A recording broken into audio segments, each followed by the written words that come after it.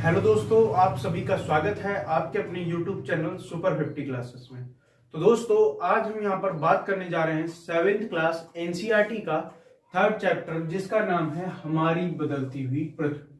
ठीक है, हमारी बदलती पृथ्वी अर्थात इस चैप्टर में हम देखेंगे कि किस तरह से हमारी जो पृथ्वी है वह किस प्रकार से इसमें क्या है चेंजेस आ रहे हैं, क्यों आ रहे हैं, किसके कारण आ रहे हैं, इन सभी चीजों पर हम यहाँ पर अध्ययन करेंगे। ठीक है, तो ये क्या है आपके लिए याद रखना। इससे पहले दोस्तों हम क्या है इसके 7th क्लास एनसीईआरटी के 2 चैप्टर कवर कर चुके हैं, और इससे और अगर हम देखें तो 6th क्लास पूरी जो एनसीईआरटी है ज्योग्राफी की उसको भी हम यहाँ पर कवर कर चुके हैं। ठीक है, तो अब जो स्टार्ट करने जा रहे हैं ये सब क्या है 6th क्लास एनसीईआरटी से रिलेटेड है। अगर आपने 6th क्लास एनसीईआरटी को नहीं पढ़ा है तो उसके भी लिंक मैं आपको डिस्क्रिप्शन में दे दूंगा। अगर नहीं पढ़ी है तो उसे जरूर देख लीजिए, क्योंकि आगे जो आने वाली जो क्लासेस हैं, जैसे कि आप देखेंगे कि लास्ट चैप्टर से कहीं ना कहीं किसी न किसी, जैसे 7th, अभी हम 7th पे ही हैं, तो 7th की जो एनसीईआरटी है वो क्या है 6 से रिलेटेड है, काफी 6 से रिलेटेड है। अब 6 से रिलेटेड है, 6 7 फिर 6 7 दोनों रिलेटेड होकर कहाँ पहुंचेंगे, आगे पहुंचेंगे। तो इस तरह से जो क्या है रिलेशन हमें देखने के लिए मिलेगा। तो आगे के लिए आप क्या है इस एनसीईआरटी को जरूर देखें। ठीक है, हम बात करते हैं हमारी बदलती हुई पृथ्वी। जैसे कि दोस्तों हम देखते हैं कि पृथ्वी क्या है।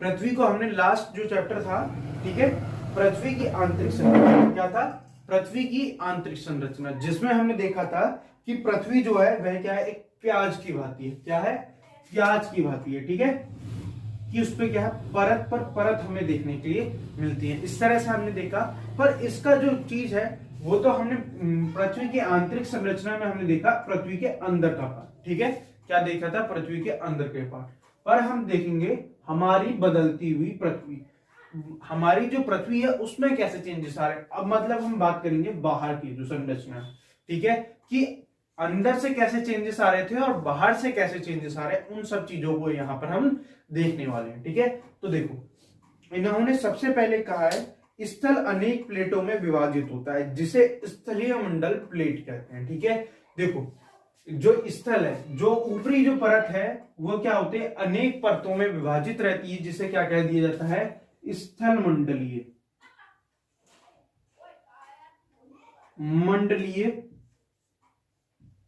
प्लेट कह दिया जाता है। ठीक है, क्या कहा जाता है स्थल मंडलीय प्लेट किसे कहा जाता है, पृथ्वी की ऊपरी जो संरचना है वह क्या है कई परतों में विभाजित होती है, जिसे स्थलीय मंडलीय प्लेट के रूप में क्या है जाना जाता है।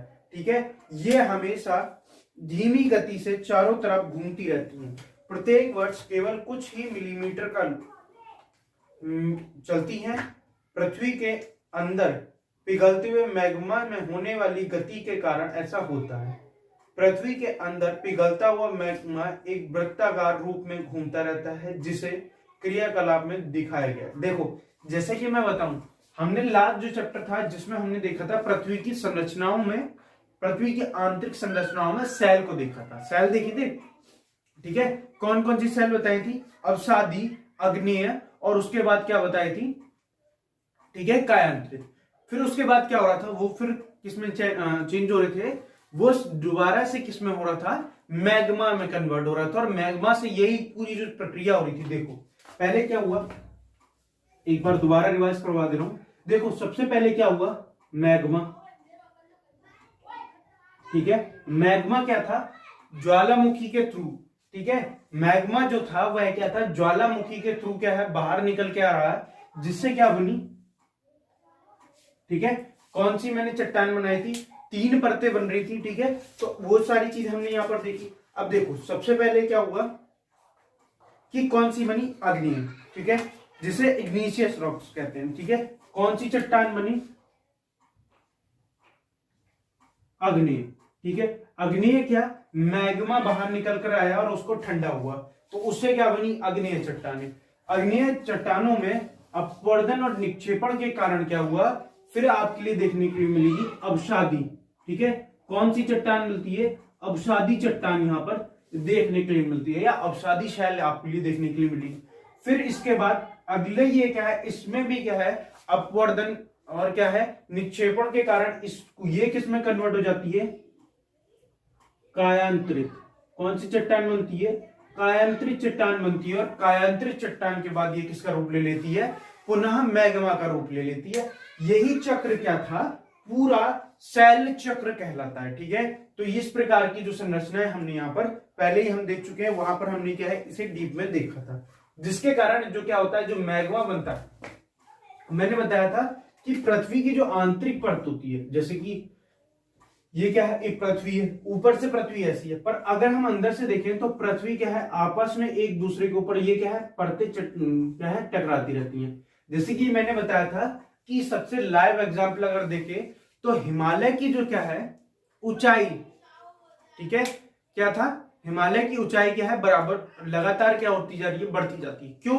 क्योंकि जो मैंने बताया था, देखो क्या हुआ था कि जो हमारा प्रायद्वीपीय भारत, ठीक है, जो क्या है हिमालय से नीचे वाला पोर्शन है, ठीक है, वो क्या था, नीचे से आकर गोंडवाना लैंड का हिस्सा था, वो आकर टकराया, जिसके कारण दो सैले आपस में टकराई, दो चट्टानें आपस में टकराई, और फिर क्या हुआ, जैसे मान लीजिए ये दोनों चट्टानें ये टकराई आपस में, अब इनमें क्या हो गया, वलय पड़ गया, जिसके कारण क्या है, हिमालय का निर्माण हुआ। ठीक है, अब हिमालय, अब ये क्या है, अभी भी मूवमेंट कर रही है, यानी कि टकराएंगे और हिमालय बन गया, बस कहानी खत्म।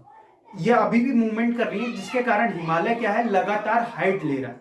ठीक है, इसकी क्या है, आपके लिए लगातार हाइट क्या है, बढ़ती हुई दिखेगी। ठीक है, ये किसके कारण हो रहा है, क्योंकि ये ऊपर जा रहा है। अगर यही क्रिया नीचे की तरफ होती है तो ये क्या होगा, जैसे ऊपर जाएगा, जब इसमें क्या है वलय पड़ेगा इस प्रकार से, तो ये क्या कहलाएगा, वलित पर्वत। और ये अगर नीचे की तरफ इस प्रकार से ये दबेंगी तो ये क्या होगा, नीचे जाने पर क्या हो जाती हैं, ये काफी गर्म हो जाती है, और जिसके कारण क्या क्या बन जाता है, मैग्मा का निर्माण होता है। किसका निर्माण होता है, मैग्मा का निर्माण होता है। फिर ये क्या हो जाती है, मैग्मा अग्नेय, अवसादी और कायांतरित चट्टानों के रूप में लेने लगती है। यही क्या होती है, इसी प्रकार से हमारी क्या है, प्लेटें गति करती रहती हैं। अब कौन कौन सी गति होती है, ठीक है, प्लेटें कौन कौन सी किस प्रकार से क्या है गति करती हैं, उन सब चीजों को हम यहाँ पर देखेंगे।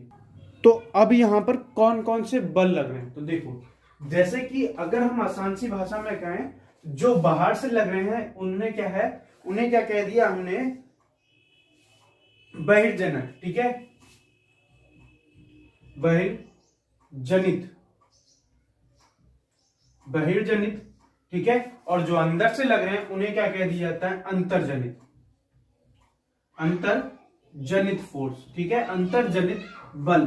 इन्हें अगर हम अंग्रेजी में देखें तो ये क्या हो गया, ये अगर अंदर वाले को देखें तो इंडोजेनिक। ठीक है, ये क्या हो गया, इंडोजेनिक, और वहीं दूसरी जगह क्या देखें, एक्सो।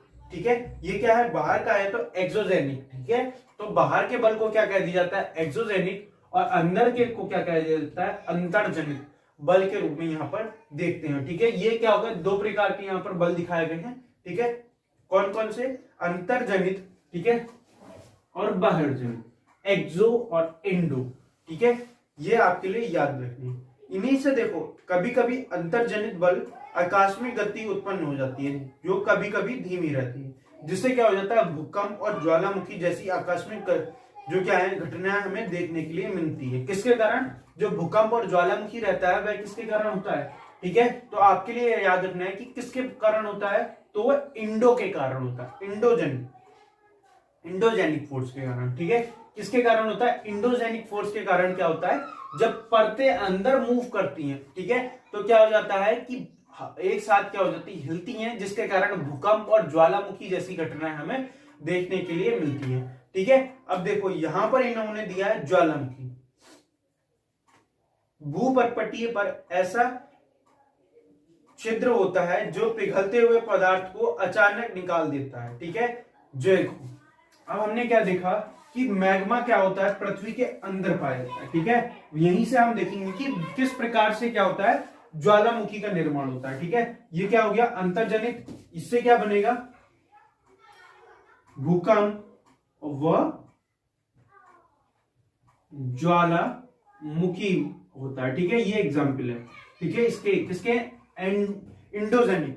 इंडोजेनिक फोर्स के ये क्या है, एग्जाम्पल है, भूकंप और ज्वालामुखी।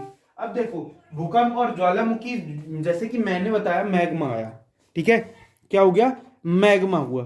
ठीक है, अब मैग्मा क्या है, पृथ्वी के अंदर पाया जाता है, ठीक है, यहाँ पर पाया जाता है। अब इसे क्या है, अब भैया जब ज्यादा कहीं पे भी क्या होती है, कोई चीज इकट्ठी होने लगती है तो क्या होती है, निकलने का बाहर, जहां पर प्रेशर ज्यादा होगा तो वो बाहर निकलने का भी रास्ता ढूंढती है।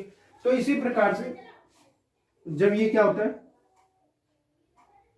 ठीक है, देखो अब ये क्या है, कोई परत है, अब धीरे धीरे इसमें क्या है, फोर्स लगने लगा, कहां से, नीचे से, ठीक है, कहां से, इंडोजेनिक फोर्स लग रहा है, ठीक है, ये ऐसे की जगह अब ये क्या है, फोर्स लगने लगा और ये क्या है, अचानक से ऊपर की ओर उठने लगता है और कहीं ना कहीं से ये क्या है, इसमें ये क्या है, इस प्रकार से ये क्या है, मूवमेंट करते हुए ज्वालामुखी उद्गार होता है, ठीक है, क्या होता है, ज्वालामुखी का उद्गार होता है और अचानक से क्या हो जाता है, इसमें विस्फोट होने लगते हैं, ठीक है, क्या होने लगते हैं, विस्फोट हो जाता है और अचानक से जो अंदर का जो मैग्मा होता है वह क्या हो जाता है, बाहर निकलने लगता है। मैग्मा, ठीक है, धुएं के साथ कई खनिजों को भी लेकर आता है और क्या हो जाता है, बाहर आने लगता है, ठीक है, क्या आ जाता है, बाहर आ जाता है, जिससे क्या है, जनजीवन बहुत अधिक मात्रा में क्या हो जाता है, प्रभावित हो जाता है। जो जैसे कि आप देखेंगे अफ्रीका का किलिमंजारो, ठीक है, अफ्रीका का किलिमंजारो, भारत में बैरल द्वीप था, ठीक है, नारगोंडम था, ये दोनों पूछे जाते हैं, एक सुसुप्त है और एक ज्वालामुखी है।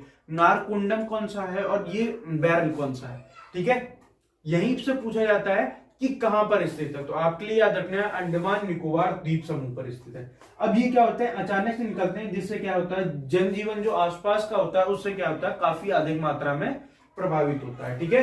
तो ये क्या होता है, अचानक से विस्फोट होता है, पहले तो काफी दिनों तक क्या रहता है, शांत रहता है, पर अगर इसमें विस्फोट हो जाता है, एक साथ कई जैसे गैसें निकलती हैं और कई सारे क्या होते हैं, बहुत अधिक मात्रा में मैग्मा निकलता है। मैग्मा अत्यधिक गर्म होता है और वह क्या है, वायु के संपर्क में आने पर ठंडा होने लगता है, जिसके कारण क्या हो जाती है, अग्निय चट्टानों का निर्माण होता है, ठीक है, ये तो हम पहले ही देख चुके हैं, ठीक है, यहां पर ज्वालामुखी के बताया था। स्थल मंडलीय प्लेटों की गति करने पर पृथ्वी की सतह पर भूकंप होता है। यह कंपन पृथ्वी के चारों ओर गति करता है, इस कंपन को भूकंप कहते हैं। देखो यहां पर क्या कहा है, स्थल मंडलीय प्लेटों, देखो अंतर्जनित फोर्स की बात कर रहे हैं। पहला तो ये हमने देखा ज्वालामुखी, एग्जाम्पल क्या देखा, ज्वालामुखी को देखा। अब इसके बाद क्या है, दूसरा एग्जाम्पल है हमारा भूकंप। भूकंप किस प्रकार से आता है, तो भूकंप देखो, मान लीजिए ये क्या है, दो परतें हैं, ठीक है, फिर इसी तरह से देख रहे हैं, ये क्या है, एक फुट, देखो दो परतें, एक परत ये हो गई और दूसरी परत ये होगी। अब इन दोनों में क्या होने लगा, टकराव हुआ, ठीक है, इनमें क्या हो गया, परतों ने क्या करा, मूवमेंट करा, ठीक है, क्या करा, मूवमेंट करा, जिसके कारण इसका जो क्या होगा, इनमें क्या हो जाएगा, ठीक है, नीचे यहां पर क्या होता है, ये तो स्थल हो गया, वहीं दूसरी तरफ अगर हम देखें तो ये क्या होगी, परतों में डिवाइड रहता है, पर जहां से ये क्या होता है, केंद्र होता है, ठीक है। अब मान लीजिए ये है भूकंप का केंद्र। अब इनके टकराव के बाद क्या हुआ कि जब प्लेटें जब हिली तो जो भूकंप होगा वह क्या है, सबसे अधिक मात्रा में कहां पर होगा, ऊपर इस क्षेत्र में सबसे अधिक मात्रा में, और केंद्र से जब हम दूर की ओर जाएंगे क्या हो जाएगा, केंद्र से हम जब दूर की ओर जाएंगे तो ये क्या हो जाएगा, इनकी भूकंप की तीव्रता भी दूर जाने पर घटती जाती है, ठीक है। ये क्या कहेगा, जहां से भूकंप का उद्भव होता है, उद्गम होता है, वैसे क्या कह दिया जाता है, भूकंप का केंद्र कहा जाता है। क्या कहा जाता है, भूकंप का केंद्र कहा जाता है, ठीक है। तो ये क्या है, आपके लिए याद रखना। इसके बाद क्या होता है, इधर उधर ये क्या है, मूवमेंट करने लगती है, जिसके कारण क्या हो जाता है, जो भूकंप की तीव्रता होती है केंद्र से दूर जाने पर हमेशा घटती रहती है, ठीक है। तो ये याद रहेगा, ठीक है। ये क्या है, केंद्र है, इस जहां पर सब केंद्र के जस्ट ऊपर चाहे समुद्र हो चाहे कुछ भी हो, ठीक है। समुद्र में अगर भूकंप आता है तो क्या हो जाता है, सुनामी आ जाती है, और अगर स्थल पर आता है तो अधिक मात्रा में क्या होती है, तबाही होती है, जैसे कि जो इमारतें हैं वह गिरने लगती है। अगर आप सबसे बड़ी एग्जाम्पल के तौर पर देखते हैं तो क्या देखने के लिए मिलता है आपके लिए, कि जो क्या था, गुजरात के जो सूरत में आया था, कब आया था, 2001 में क्या हुआ था, 26 जनवरी 2001 में सूरत में क्या हुआ था, अचानक से गुजरात के सूरत में क्या हो गया, भूकंप आया था, जो, ठीक है। तो जिसके कारण क्या हुआ था, बहुत अधिक मात्रा में क्या हुई, जनहानि हुई, मतलब कि जन, ठीक है, और धन दोनों की हानि हुई, ठीक है। जिसमें क्या हुआ, काफी अधिक मात्रा में लोगों की मृत्यु हुई, ठीक है। जिसके कारण यहाँ पर ये क्या है, भूकंप काफी प्रभावशाली रहा। अब भूकंप क्या है? भूकंप जो रहता है वह पृथ्वी के केंद्र से उद्भव होता है और क्या होता है, सतह पर आकर क्या होता है, फैलता है, जिसके कारण अधिक मात्रा में नुकसान होता है। अब भूकंप है तो भूकंप को हम मापते क्या है? ठीक है, भूकंप होता क्या है, किससे नापते हैं? तो क्या होता है, देखो यहां पर लिखा है भूकंप के मापने के यंत्र को क्या कहते हैं? भूकंप लेखी यंत्र कहते हैं। ठीक है, भूकंप की तीव्रता रिएक्टर स्केल में मापी जाती है। इसकी जो तीव्रता रहती है 2 पॉइंट, जो क्या है 2 पॉइंट से जो कम रहती है, ठीक है, वो क्या होता है सबसे, जिसको क्या है महसूस भी नहीं करा जाता। अगर 2 पॉइंट से लेकर हम देखें 2 पॉइंट से 5 तक 5.0 है, 5 से अगर नीचे रहती है तो वो क्या है, निम्न भूकंप माना जाता है। इसके बाद अगर हम देखें 6 तक रहती है तो 6 से कम रहती है तो ये क्या है, प्रभावित करने वाला भूकंप माना जाता है। और 6 पॉइंट से क्या है, ऊपर जाती है, ठीक है, 6 पॉइंट से ऊपर अगर जाती है तो कितने तक, 6 पॉइंट या 7 से ऊपर जाती है तो ये क्या होता है, अत्यधिक शक्तिशाली भूकंप माना जाता है। और जो क्या था, गुजरात में आया था वो क्या था, 6.9 का था। ठीक है, जिसने क्या है अत्यधिक मात्रा में, जहां क्या हुआ था, जो क्या थी, जमीनें थी वो भी क्या है, सड़क वगैरह सब बीच में से दरारें पड़ गई। इतना तीव्र भूकंप था, मात्र कितने का था,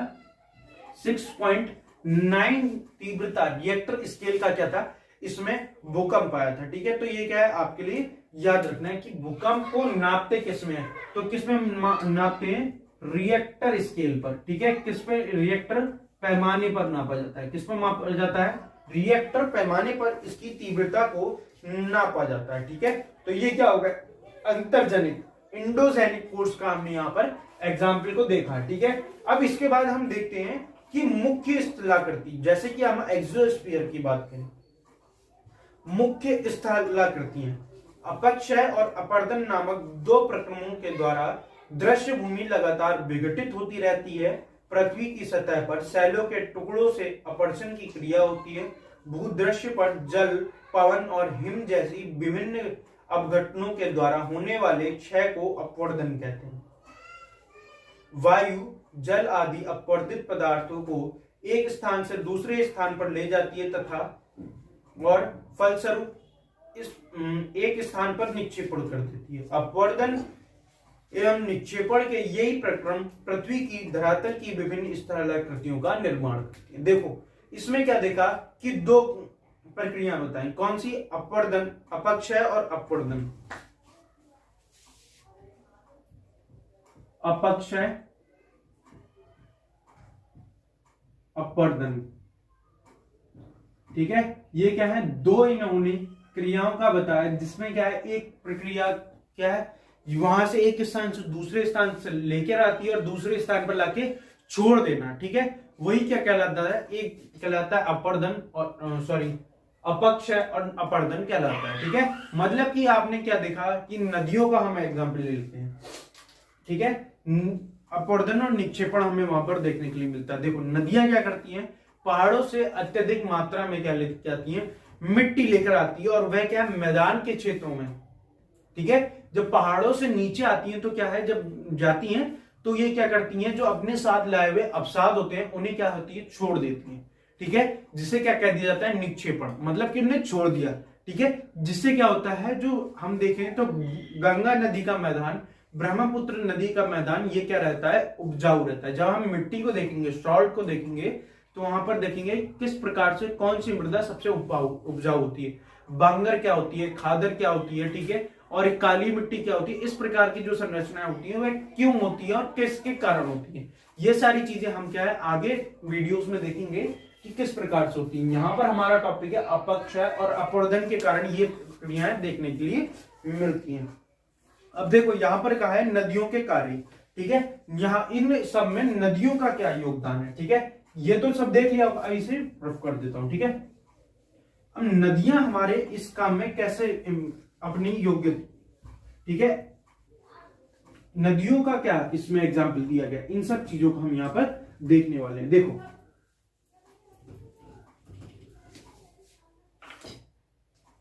ठीक है, नदी एक जल से दृश्य भूमि का अपवर्तन करती है।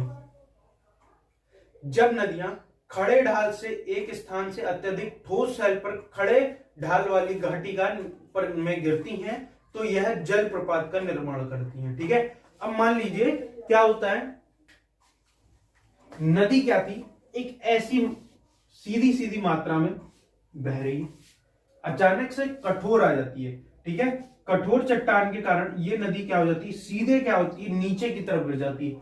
ये यहां पर क्या है, नीचे क्या है, कोई स्थान नहीं है, जिसके कारण ये क्या है, सीधे नीचे की ओर गिर गई। ठीक है, और इसी के कारण क्या होता है, ये क्या करती है, जलप्रपात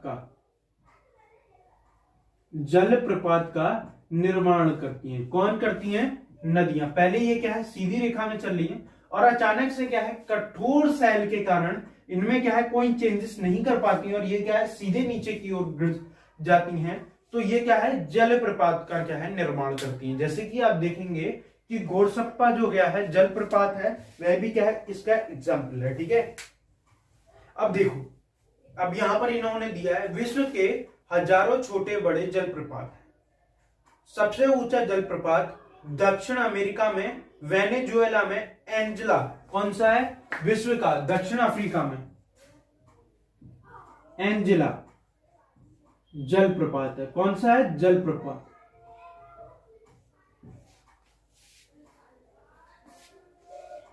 कौन सा है, एंजेला जलप्रपात। ठीक है, तो ये क्या है, आपके लिए याद रखना है, कहां पर है, विश्व का सबसे ऊंचा।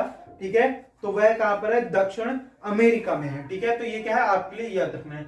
अन्य जलप्रपातों में उत्तरी अमेरिका, कनाडा और संयुक्त राष्ट्र अमेरिका में अगर हम देखें तो सीमा पर स्थित नियाग्रा जलप्रपात है। ठीक है, अफ्रीका में जाम्बिया और जिम्बाब्वे की सीमा पर स्थित विक्टोरिया जलप्रपात है। तो इस प्रकार के आपके लिए कई सारे एग्जाम्पल यहां पर देखने के लिए मिलते हैं। ठीक है, वहीं भारत में देखें तो सागर कौन सा, मैंने अभी बताया था, गोरसप्पा जो क्या है, जलप्रपात आपके लिए यहाँ पर देखने के लिए मिलता है। जब नदियां मैदान के क्षेत्र में प्रवेश करती हैं तो मोड़दार मार्ग पर बहती हैं।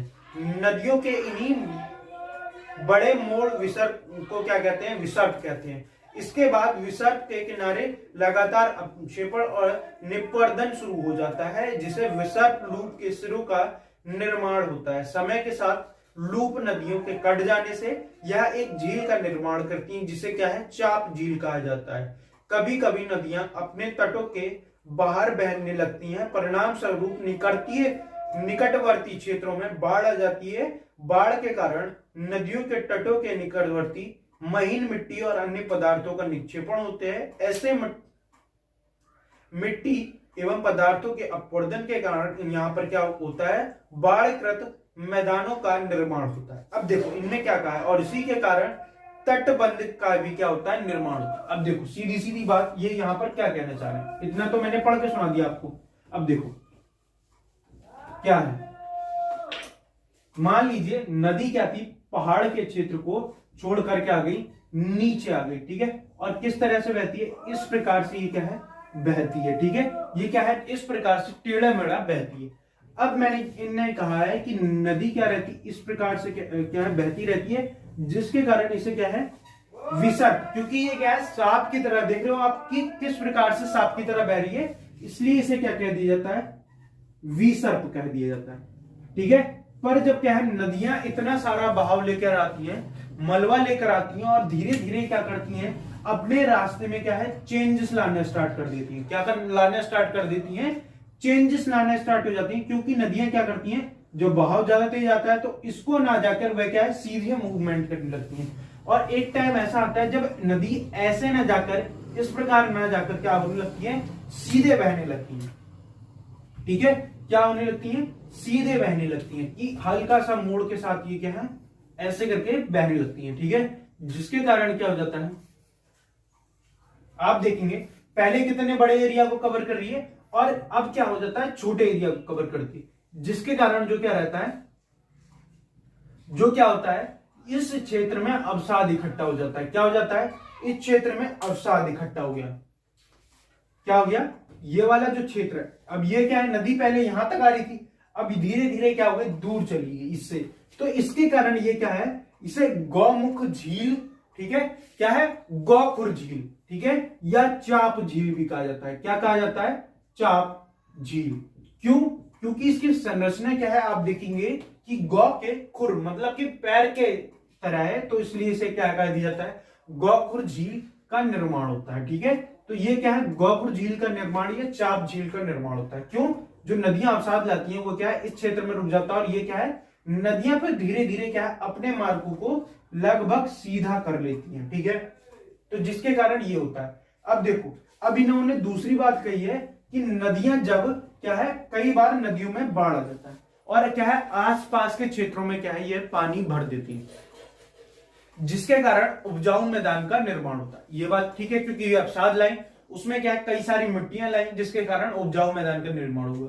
पर ये क्या करती हैं, जब क्या है, अपने साथ जो अवसाद लेके आती हैं, तो उससे क्या करती हैं, जब ये पानी एक बार बाढ़ आ गई, पर पानी जब सूखता है, पानी कम होता है, तो ये क्या करती है, अपने साइड में क्या है, तटबंध का निर्माण कर देती हैं। ठीक है, क्या कर देती हैं, तटबंध का निर्माण कर देती हैं। जो क्या रहता है, नदी का जो पोर्शन रहता है वह नीचे हो जाता है, और तटबंध का जो क्षेत्र होता है वो क्या हो जाता है, ऊपर हो जाता है। जैसे कि आप कभी भी नदी के किनारे गए हो, तो आपके लिए जो मुख्य नदी रहती है वह क्या है, नीचे की तरफ बहती है। वहीं दूसरी तरफ जो क्या है, अगर आप नदी को देखेंगे तो वह क्या होगी, काफी ऊंचा नदी क्या होती है, बीच में रहती है, और क्या उसके आसपास की जो भूमि रहती है वह क्या होती है, काफी ऊंची होती है, जिसे क्या कहा दिया जाता है, तटबंध कह दिया जाता है। क्या कह दिया जाता है, तटबंध कह दिया जाता है। ठीक है, तो ये क्या है, आपके लिए याद रखना है, क्या कहा जाता है, तटबंध कहकर संबोधित किया जाता है। तो इस प्रकार से नदियों की जो संरचना होती है, विसर्ग क्या होता है, चाप झील कौन सी होती है, गोखुर झील कौन सी होती है, तटबंध क्या होता है, इन सब चीजों को हमने यहां पर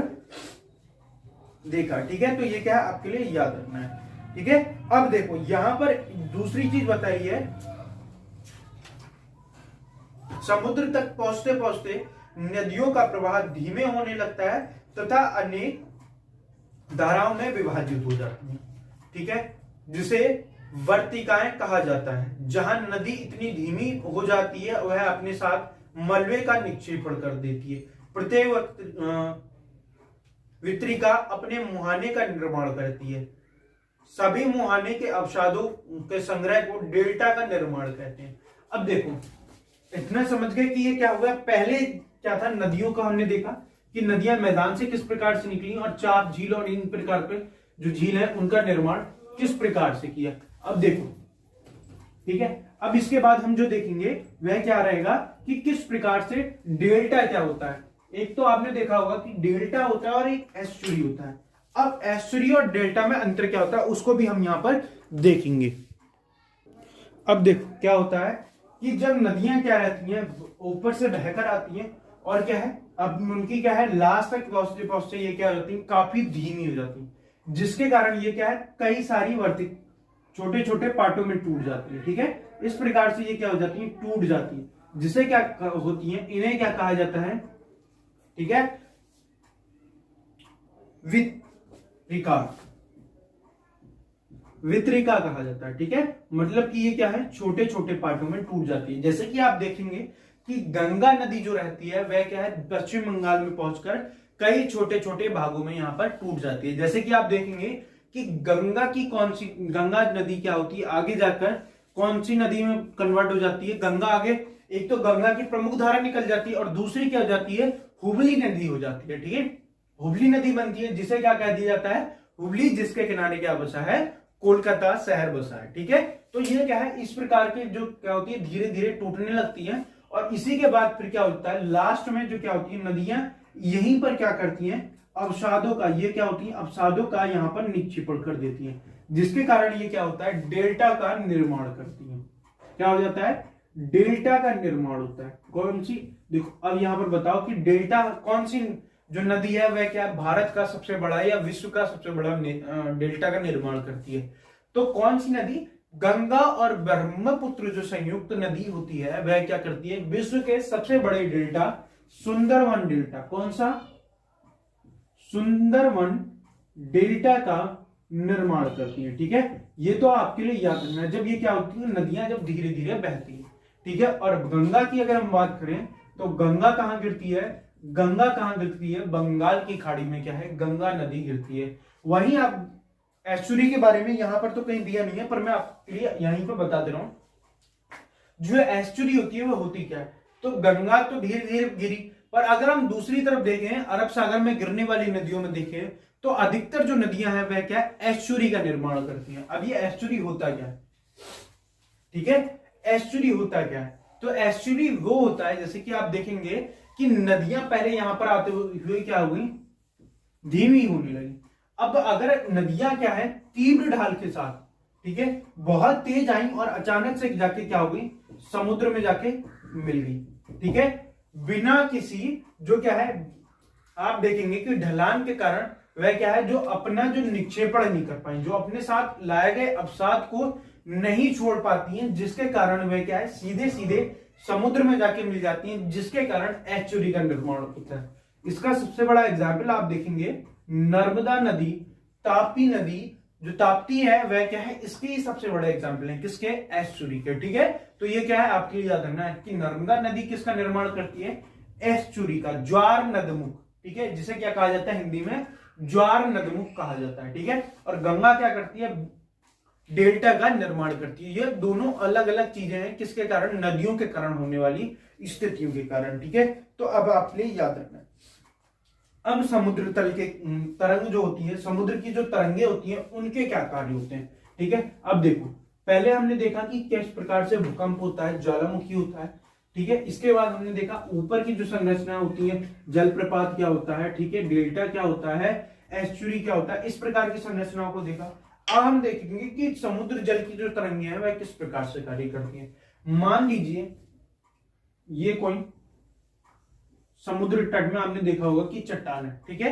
अब देखो, तरंगे जो रहती हैं वे क्या है, लगातार क्या होती हैं, इनमें आके, ठीक है, प्रेशर करती हैं, जैसे कि आए समुद्र की तरंग आई और किसी स्पेशल पार्ट पे उन्होंने क्या है, जोड़ दिया, जिसके कारण क्या हुआ, ये क्या हुआ, टुकड़ों में, जैसे कि आप देखेंगे कि गुफाओं का निर्माण कर देती है।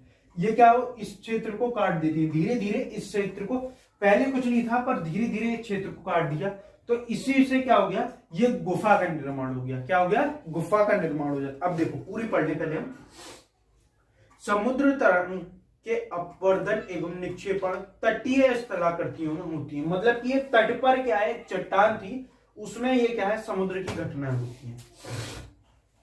समुद्री तरंगे लगातार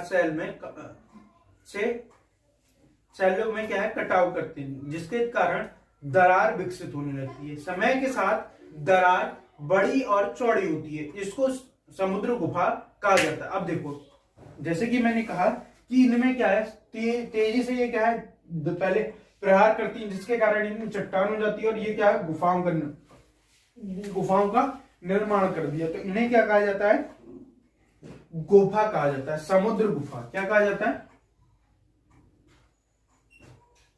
समुद्र गुफा कहा जाता है, ठीक है। इतनी चीज याद होगी कि क्या कहा गया, इन्हें समुद्र गुफा कहकर संबोधित किया जाता है, ठीक है। इन गुफाओं के बड़े होने के साथ साथ यह केवल छत ही बचती है, ठीक है। अब इनमें क्या हो जाती है, धीरे धीरे ये क्या हो जाती है, पहले ये इतनी सी थी, अब ये क्या हो गई, धीरे धीरे और बड़ी होने लगी, ठीक है। पहले ये इतनी थी, अब ये धीरे धीरे इतनी बड़ी होकर क्या हो गई, इस प्रकार से फैल गई, ठीक है। पहले ये छोटी थी तो इसे गुफा कहा, अब ये जब बड़ी हो गई तो इसे क्या कह दिया गया, तटीय मेहराब।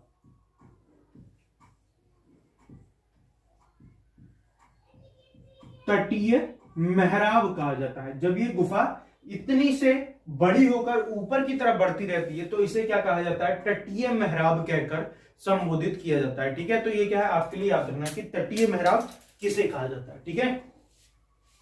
अब धीरे धीरे जब ये क्या होती है, इन दोनों पोर्शन को, अब ये पहले यहां तक थी, फिर यहां पहुंची, अब ये छत को भी गायब कर देती है, ठीक है। धीरे धीरे जो इसके क्या होती है, छत को भी जब ये काट देती है, ठीक है, छत को भी अलग कर देती है, तो इसे क्या कह दिया जाता है, स्टैक कह दिया जाता है। जैसे कि अब देखो, ये क्या है, पूरा इस पोर्शन को पूरा ही अलग कर दिया, ठीक है। अब मान लीजिए उसे मैंने वहां पर ना दिखाकर ये क्या है, अलग से इस प्रकार की एक संरचना बना दी, जिसे क्या कह दिया, क्योंकि ये कहीं ना कहीं तो इसी की ऐसी बना होगा कि पहले छोटे टुकड़े में कटा, फिर बड़े में, फिर बिल्कुल ही अलग कर दिया, तो इसे क्या क्या कह दिया जाता है, स्टैक कह दिया जाता है। क्या कह दिया जाता है, स्टैक कहा जाता है। क्या कहा जाता है, इसे स्टैक कहकर संबोधित किया जाता है। ठीक है, तो ये क्या है आपके लिए याद रखना है।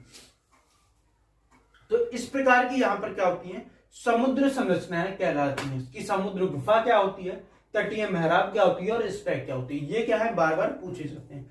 अब अगला है हिमनद। हिमनद के कार्य, हिमनद किस प्रकार से उपयोगी है, तो वहां पर हमने देखा था कि प्रमुख स्थलाकृतियों में किस प्रकार से, वहां पर भी हमने बताया था कि किस प्रकार से जो स्ट्रक्चर रहता है वह काफी इंपॉर्टेंट रहता है। देखो, हिमनद अथवा हिमानी बर्फ की नदियां होती हैं। हिमनद अपने नीचे की कठोर चट्टानों से गोलास्मी मिट्टी और पत्थरों को अपवर्दित कर देती हैं। गोलास्मी मिट्टी और पत्थर से भूदर्शी का अपवर्दन करती हैं। हिमनद गहरे गर्तों का निर्माण करती हैं। पर्वतीय क्षेत्रों में बर्फ पिघलने से उन गर्तों में जल भर जाता है और यह सुंदर झील बन जाती है। हिमनद के द्वारा लगातार जैसे छोटे बड़े सैल, रेत एवं तटछन मिट्टी निक्षेपण होती है, जिससे निक्षेपण हिमनद हिमोड़ कहते हैं। ठीक है, देखो अब इसमें क्या है, जैसे कि आपने देखा होगा कि पर्वतीय जो क्षेत्र रहता है, हिमनद क्या होता है। अब हिमनद का हमने लाइव एग्जाम्पल के तौर पर देखें तो हिमनद के लाइव एग्जाम्पल के तौर पर हमने क्या देखा था कि मानसरोवर झील, जैसे कि आप देखोगे कि हिमनद क्या करती है, हमने देख चुके हैं कि हिमनद जो क्या रहता है, आसपास का जो क्षेत्र रहता है उससे क्या लाता है। ठीक है, नदियां जो ग्लेशियर अगर हम देखें तो ग्लेशियर क्या होते हैं, पिघलने के बाद क्या होते हैं, अपने साथ अवसाद लेकर आते हैं और कई एक जगह पर लाके क्या रहते हैं, जो क्या रहते हैं अपनी चारों ओर लाके क्या होते हैं, बाउंड्री का निर्माण कर लेते हैं, जिसके कारण क्या होता है, हिमनद क्या रहते हैं, ठीक है, झील एक सुंदर झील का निर्माण करते हैं। ठीक है, जो क्या है अत्यंत ही सुंदर लगती है। ठीक है, जिसे क्या कह दिया जाता है, जैसे कि आप देखेंगे कि मानसरोवर झील जो क्या रहता है हिमनद का सबसे बढ़िया एग्जाम्पल के तौर पर हमें देखने के लिए मिलता है। ठीक है, उसके बाद हम देखते हैं पवनों का निर्माण। पवनों के कार्य को देखें तो पवनों के कार्य इसमें क्या रहते हैं कि पवन के कार्य किस प्रकार से देखेंगे तो सबसे बढ़िया एग्जाम्पल आपको ये देखने के लिए मिलेगा राजस्थान में। राजस्थान में अगर हम देखें तो राजस्थान में क्या देखने के लिए मिलते हैं, आपको ये रेत के टीले देखने के लिए मिलते हैं। जैसे कि मान लीजिए ये क्या है, रेत के टीले।